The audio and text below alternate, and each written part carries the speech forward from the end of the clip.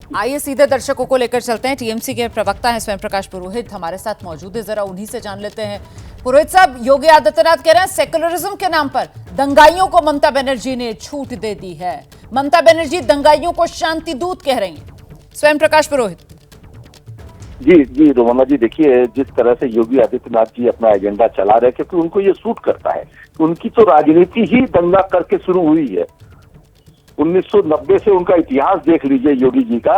उन्होंने राजनीति दंगा कर करके तो वो मुख्यमंत्री बने हैं। उन्होंने जब सत्ता हथियाई 2017 में, उसके पहले कितना बड़ा दंगा उत्तर प्रदेश में हुआ, और उनके शासनकाल में आने के बाद में अभी कितने दंगे उत्तर प्रदेश में हुए हैं। और कौन कौन वो लोग हैं जो हिंदू लोग जो जुलूस निकाल करके मस्जिदों में जाते हैं और वहां भगवा लहराते हैं। मगर पश्चिम बंगाल में जो दंगा हुआ है, वहां पर वो बॉर्डर इलाका है मुर्शिदाबाद में जहां दंगा हुआ है।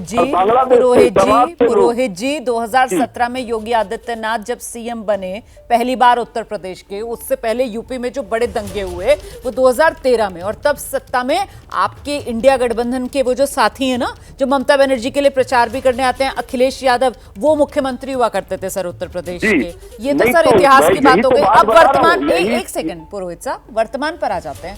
वर्तमान में सर एक तथ्य मैं आपके सामने रख दूं, ठीक है, पश्चिम बंगाल में उत्तर प्रदेश के मुकाबले जो मुस्लिम आबादी है वो ज्यादा है सर, लेकिन उत्तर प्रदेश भी मुस्लिम आबादी के लिहाज से पश्चिम बंगाल से बहुत पीछे नहीं है। बावजूद इसके वर्तमान में उत्तर प्रदेश में वक्फ संशोधन के खिलाफ अगर मुसलमान सड़क पर उतर रहे हैं तो फिर शांतिपूर्ण तरीके से वो प्रदर्शन कर रहे हैं, हिंसा नहीं भड़क रही है। लेकिन पश्चिम बंगाल में उतरते हैं विरोध प्रदर्शन करने के लिए और वहां पर हिंसा हो जाती है। ममता बनर्जी तो खुद कह रही है कि भाई आप शांतिपूर्ण प्रदर्शन कीजिए, हिंसा क्यों कर रहे हैं?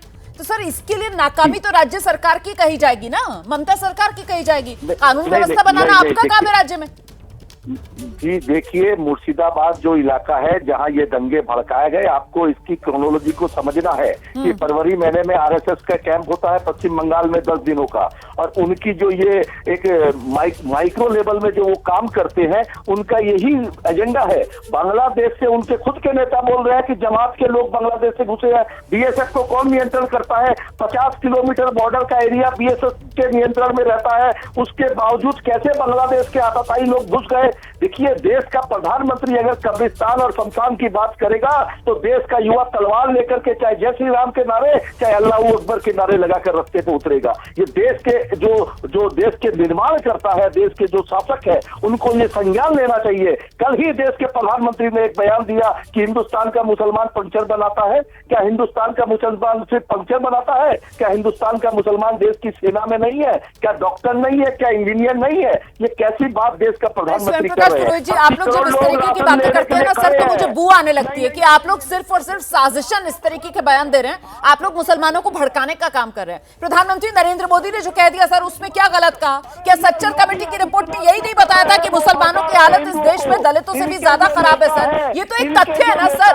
अगर कांग्रेस ने 70 साल तक इस देश में राज किया तो इस देश में सबसे ज्यादा बुरी गत अगर किसी समुदाय की रही तो वो मुसलमान है। और प्रधानमंत्री नरेंद्र मोदी अगर कांग्रेस की नाकामी सामने रख रहे हैं तो भी आप सामने आ जाते हैं उसका बचाव करने के लिए सर। 2002 गुजरात दंगों कराने वाला व्यक्ति आज बंगाल को जला रहे हैं। सबका हथियाने के लिए यहाँ चुनाव है, ये आपको नहीं दिखाई दे रहा? हम अब आप देखिए सर, आप किस तरीके से गोल पोस्ट पे गोल पोस्ट बदलते जा रहे हैं। मतलब योगी आदित्यनाथ के बयान से मैं शुरू करती हूँ। आप एक ऐसे दंगे का जिक्र कर देते हैं सर जिसका दूर दूर से योगी आदित्यनाथ और उनके शासनकाल से कोई लेना देना ही नहीं है, जो 2013 में आपको करेक्ट करती हूँ। उसके बाद मैं आपसे सर बंगाल में कानून व्यवस्था ममता बनर्जी क्यों फेल सर? आप बांग्लादेश और बीएसएफ को घसीट लाते हैं सर। उसके बाद आप आरएसएस पर चले जाते हैं सर। आप सबको कटघरे में खड़ा कर रहे हैं सर। अब आप गुजरात तक पहुंच रहे हैं सर। बंगाल तो संभाल लीजिए, ये बंगाल चल रहा है सर।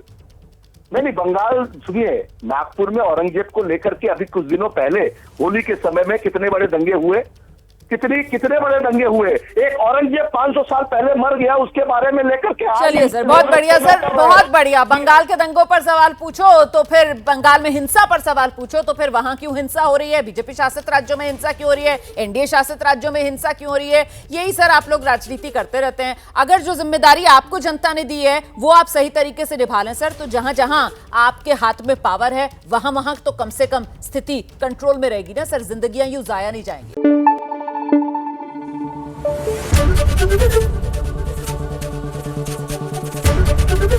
एबीपी न्यूज आपको रखे आगे।